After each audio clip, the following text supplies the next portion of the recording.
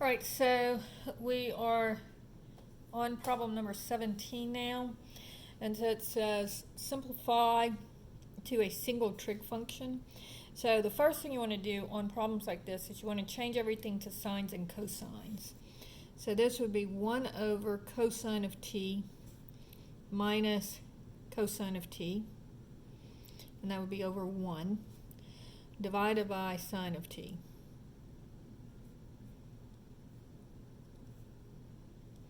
Now, I'm looking at the numerator here, and notice that I need to add or subtract this. So I need my denominators to be the same. So this is going to be multiply numerator and denominator by cosine of t. And I get, now both the denominators will be the same. So this would be 1 minus cosine squared of t all over cosine of t divided by sine of t. Because now the denominators are the same, this is cosine squared of t, so it's just 1 minus cosine squared of t all over cosine of t. And now I'm just going to keep change flip. I'm sorry. Before I do that, 1 minus cosine squared of t is equal to sine squared of t. So always be looking for that Pythagorean identity. Anytime you see 1 with any trig identity squared, whether it's added or subtracted, that is a trig identity. So now I'm going to keep change flip. So sine squared of t over cosine of t times, and this is, so you keep the first one, you change the division to multiplication, and you flip the second one. So this sine of t will cancel with one of those sines of t's, and so I'll get sine of t over cosine of t, which is tangent of t. So the answer here is tangent of t. All right? Now, same thing for problem number 18. I'm going to change everything to sines and cosines. So 1 plus sine of t over 1 plus, and this will be 1 over sine of t. But again, I want to make my denominators the same. So I multiply numerator and denominator here by the sine of t. So I'll have 1 plus sine of t over, it would be sine of t plus 1 all over sine of t. Because again, the sine of both of them will have the same denominator, so you just add the numerator. So this would be the sine of t times 1 is just sine of t plus 1. All right?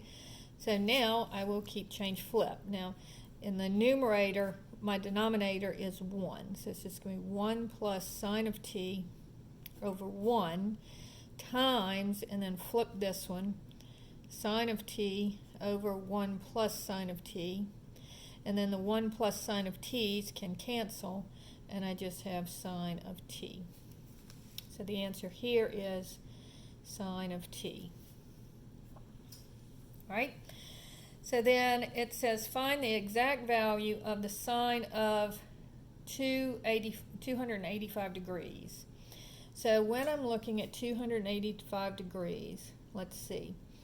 Here's 90, 180, 270, and 360. And so 285 would be here. And so this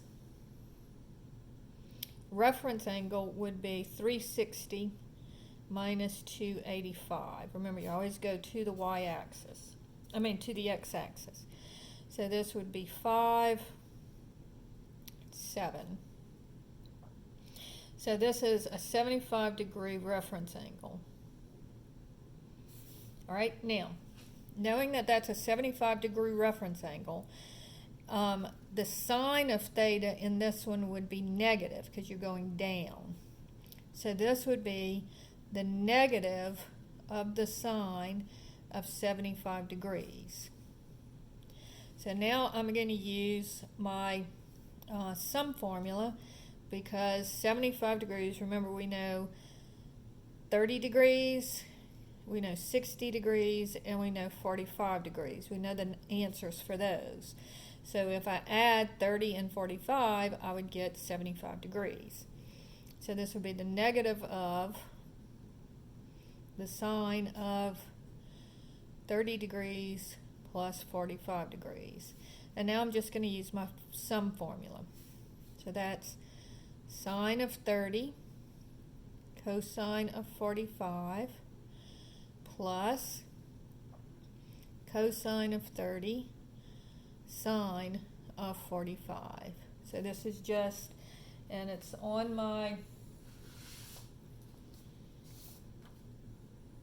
first page of my formula sheet, right here at the very beginning, the sine of A plus B, sine A cosine B plus cosine A sine B. All right. And so now, looking at those two triangles, let's see, I'll draw my 30-degree angle here. So this would be 1, 2, square root of 3. Here's 30. And then my 45 degree is 1, 1, square root of 2. And here's 45 degrees. So this is the negative of. The sine of 30 is 1/2. And the cosine of 45 is 1 over the square root of 2. Plus the cosine of 30 is adjacent over hypotenuse, square root of 3 over 2. And the sine of 45 is opposite over hypotenuse, 1 over the square root of 2. So both of my denominators are 2 square root of 2, so I can just write the numerators together. So this would be negative 1 plus the square root of 3 over 2 square root of 2.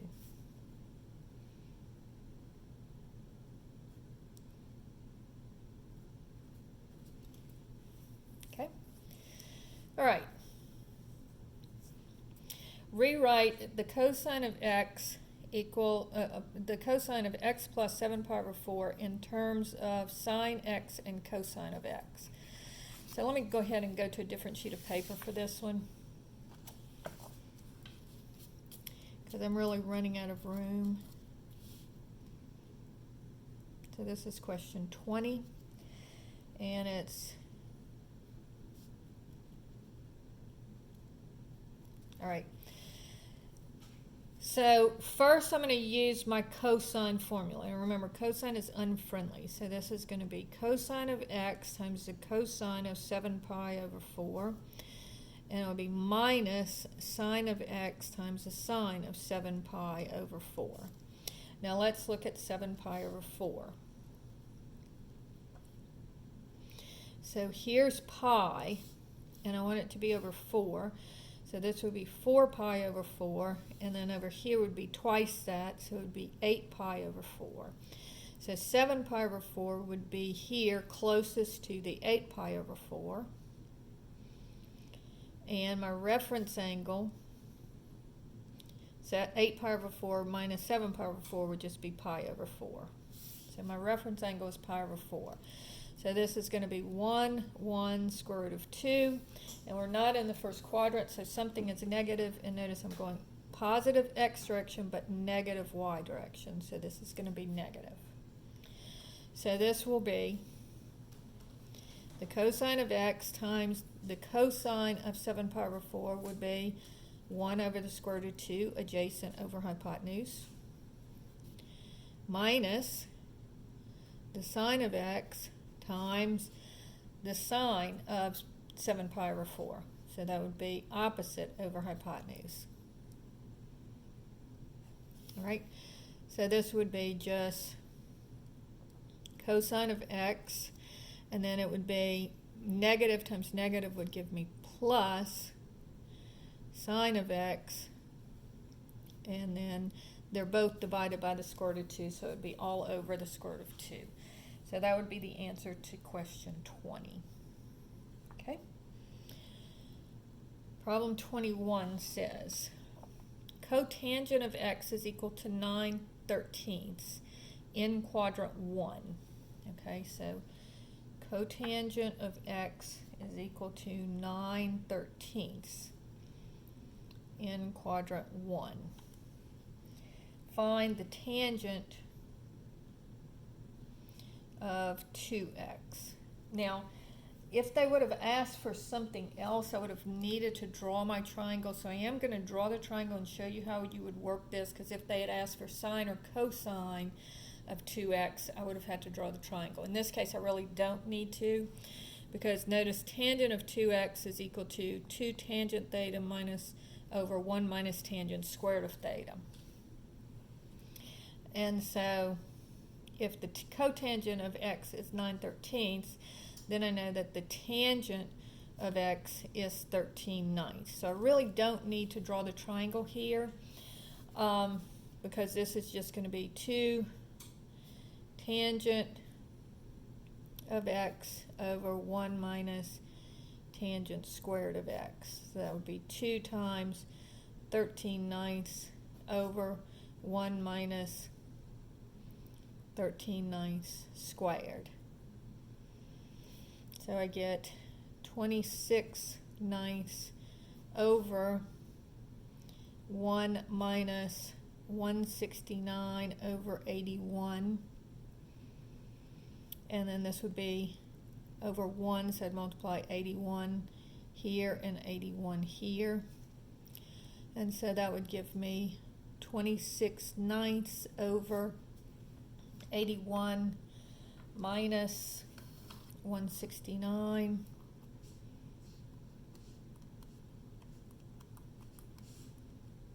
equals negative 88 over 81.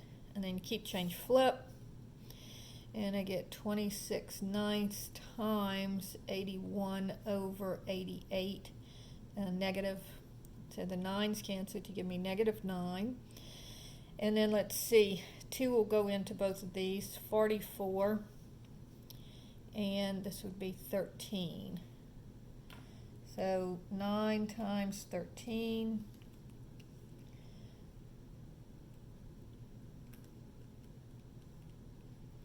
is 117, so I get negative 117 over 44 would be my final answer. Now, if they had asked for the sine of 2x or the cosine of 2x, I would have to draw my triangle.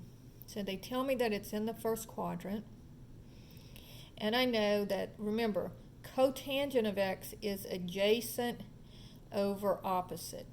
So this would be, the adjacent would be 9 and the opposite would be 13. And then if I needed to, I could use the Pythagorean theorem to find out what that hypotenuse was if I needed to know the sine or the cosine of x. But in this case, I just needed to know the tangent of x, so I didn't really need to do that. So that is question 21. All right. Question 22 kind of gives you a hint. It says, use a half-angle formula to fill in the blanks in the identity below.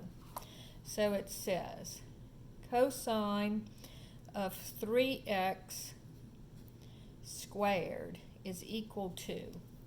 All right, so let's look at our half-angle formula.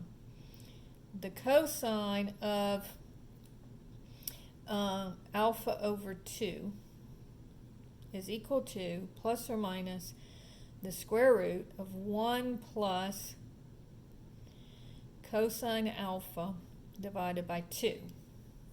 Now, if I square both sides, that would give me the cosine of alpha over 2 squared is equal to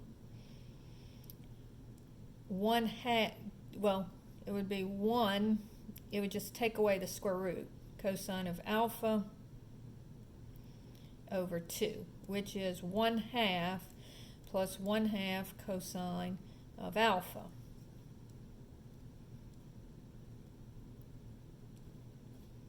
Now, that's what we have here, is we have the cosine of something squared, okay? And again, they gave us the hint that we were using this half-angle formula. So that's why you think, oh, let me think about the half-angle formula. All right, so this would give you that alpha over 2, you see this is taking the place, the 3x is taking the place of alpha over 2. So if I multiply both sides by 2, I would get 6x is equal to alpha. All right, so when I'm plugging in my answer, notice it says the cosine of 3x squared is equal to, so that would be this, because this is going to be 3x now.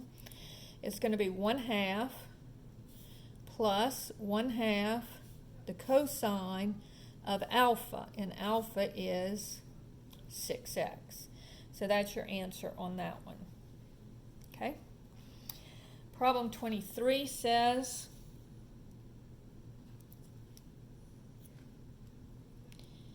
two cosine squared of x, or of w, minus 9 cosine of w minus 5 equals 0. And they want all the solutions between 0 and 2 pi. All right, so this is going to be one that we have to factor. Now again, if you're not good at factoring, just go ahead and use the quadratic formula. And we're going to do the next one we have to do by the quadratic formula. And so you'll see how to do that. But I'm going to do this one by factoring. So when I'm factoring, I take the first number and the last number. So that gives me -10. So my factors of -10 are going to be -1 and 10, or -2 and 5. Now I'm looking for, first of all, 9. So -1 and 10 gives me 9. But I want it to be -9, which tells me that it is the right numbers but the wrong signs.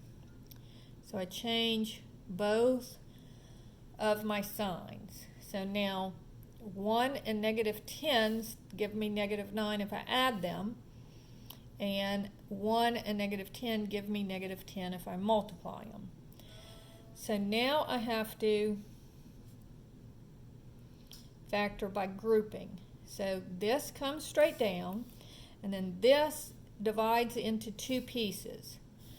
Plus 1 cosine of w and minus 10 cosine of w. And then the minus 5 just comes down. And I have 4 terms, so I'm going to factor by grouping. Now, the first 2 terms have a common factor of cosine of w. It's actually omega. And then canceling that, I get 2 cosine of w plus 1, because cosine of w and the cosine squared of w cancels. I get just 1 cosine of w, and the 2 comes down. And then the cosine of w into the cosine of w goes 1 time. Minus. Now what do these two have in common? Well, they are both divisible by -5. And if ever this number is negative, you always take the negative out. And if you divide by -5, -5 divided by into -10 goes 2. And then I have the cosine of w. And then how many times does -5 go into -5? 1 time. So you have to have that plus 1. Now I have 2 terms. And so now I can take out the 2 cosine of w plus 1, because they both have that as a factor. So if I take that out, I'm left with cosine of w minus 5. All right? So this one gives me 2 cosine of w plus 1 equals 0. And this gives me 2 cosine of w minus 5 equals 0. So over here I get, subtract the 1, and then divide by 2. So I get cosine of w equals -1/2. All right, so this is going to be, the cosine is negative. So remember, all students take calculus. And so this one, this is one that we know. So this is going to be my adjacent, and this will be my hypotenuse. And so the cosine is negative in the second, it's positive in the first and fourth, so negative in the second and third. And so this is negative 1, 2, and then this would be square root of 3 here. And so this is my 60-degree angle because it's opposite the square root of 3. So this would be pi over 3. And then same thing here, this would be 2, negative 1, and negative square root of 3. So again, reference angle is pi over 3. So here's pi, which would be 3 pi over 3. So 3 pi over 3, and this one's going backwards, so minus pi over 3. This would be 2 pi over 3. And then this would be pi plus pi over 3. So 3 pi over 3 plus pi over 3 would give me 4 pi over 3, right? And so my two answers here are going to be 2 pi over 3 and 4 pi over 3. Now over here, I have the cosine of W, adding the 5 to both sides, is 5. And remember, the cosine of W only goes between 1 and negative 1. Remember our graph of the cosine function? And the top was 1 and the bottom was negative 1, right? So this was 1 and this was negative 1. So when I do the inverse cosine, if it's not between 1 and negative 1, I can't do it. And your calculator will tell you that. Because if you use your calculator and you say, what is the inverse cosine of 5? It tells you error, or it'll say domain error or some kind of error. And so this one's not going to give us any answers. So our only two answers are going to be 2 pi over 3 and 4 pi over 3. All right, so now let's do one where we have to actually do the quadratic formula. So that's problem number 24. And problem 24 says 6 cosine squared of W minus 5 sine of W minus 7 equals 0. All right, now you can try to solve this by factoring, but I would take 6 times negative 7, and that would give me negative 42. And so looking at the factors of negative 42, it would be negative 1 and 42, or negative 2 and 21, or negative 3 and 14. And let's see, 4 won't go into it, 5 won't go into it, 6 will go into it, negative 6 and 7. And then I've got all of them. And none of these, this adds up to be 1, this adds up to be 11, so none of these will add up to give me 5. So I have to use the quadratic formula on this one. So let's see how to do that. All right, so this is going to be, A is the number in front of the square term, so that would be 6. B is the next number, negative 5. And C is the unit term, negative 7. So here, cosine of W would be equal to minus B plus or minus the square root of B